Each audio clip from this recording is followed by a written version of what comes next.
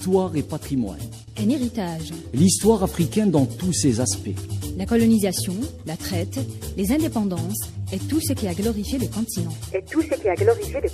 Histoire et patrimoine. C'est aussi un espace où il est question du patrimoine africain dans sa diversité. Patrimoine comme trésor de la mémoire et son double enjeu à la fois source d'histoire et repère mémoriel.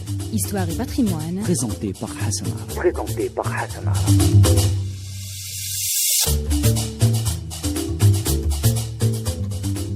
Bonjour et bienvenue dans Histoire et patrimoine.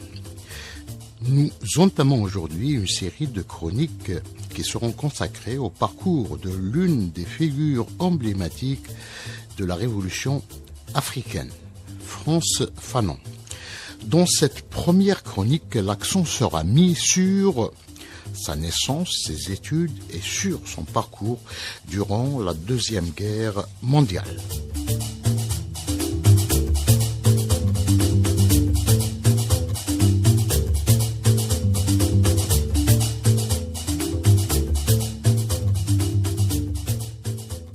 Frantz Fanon a vu le jour le 20 juillet 1925 à Fort-de-France, en Martinique. Ses parents, issus des esclaves ramenés d'Afrique durant des siècles en Martinique, occupée par la France, dès le XVIIe siècle, n'ont pas les aînés sur les moyens pour scolariser les 6 enfants, qui vont tous faire des études secondaires. Frantz Fanon aura comme professeur un poète et un militant anticolonialiste, le fondateur du mouvement de la négritude, Aimé Césaire.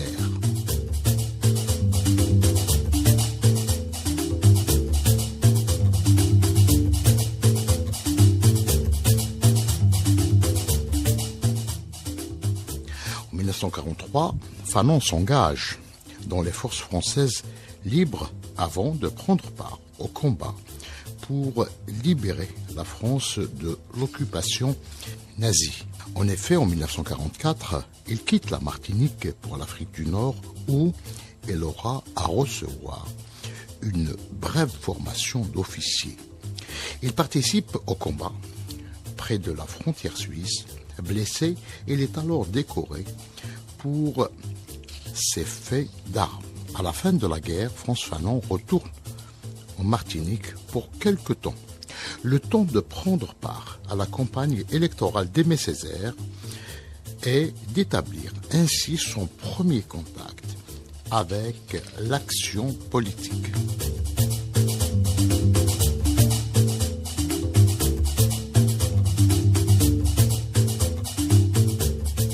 En 1946, Fanon obtient son baccalauréat. Il quitte alors à nouveau la Martinique pour Lyon, où il s'inscrit à la faculté de médecine.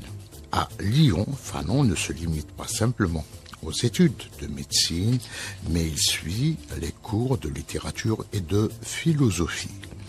Il assiste ainsi au séminaire de Merleau-Ponty à la faculté des lettres, ainsi que à ceux de l'ethnologue André Leroy-Gourand. Lecteur boulimique, il consacre beaucoup de temps aux ouvrages philosophiques. Il va ainsi lire Lévi-Strauss, Mauss, Marx, Lénine, Hegel, Heidegger, Sartre, Freud et Lacan, dont on retrouve d'ailleurs les références dans son premier livre publié en 1952, Peau noire, masque blanc.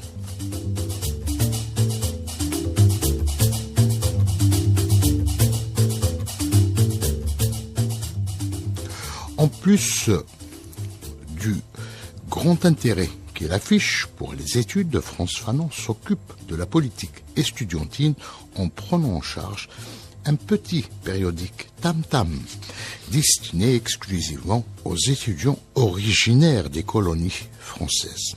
En 1950, alors inscrit en psychiatrie universitaire dans le service du professeur de Chaume à l'hôpital Grange-Blanche, Fanon devient interne provisoire, d'abord à Dole, puis à Saint-Alban, chez Tocquel, et soutient à Lyon sa thèse de doctorat en 1951.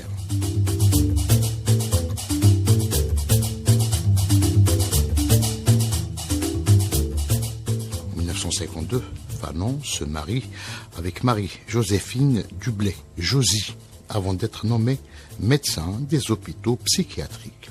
Elle assure de septembre à novembre 1953 un intérim à l'hôpital psychiatrique de Pontorson en Normandie.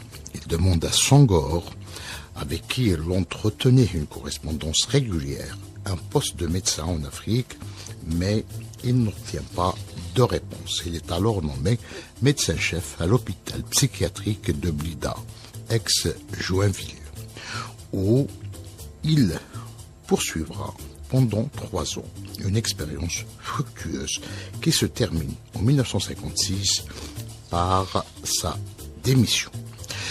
Voilà pour aujourd'hui. La semaine prochaine, nous évoquerons le séjour de Fanon en Algérie, où elle a révolutionné le traitement psychiatrique à l'hôpital Blida-Joinville. À la semaine prochaine.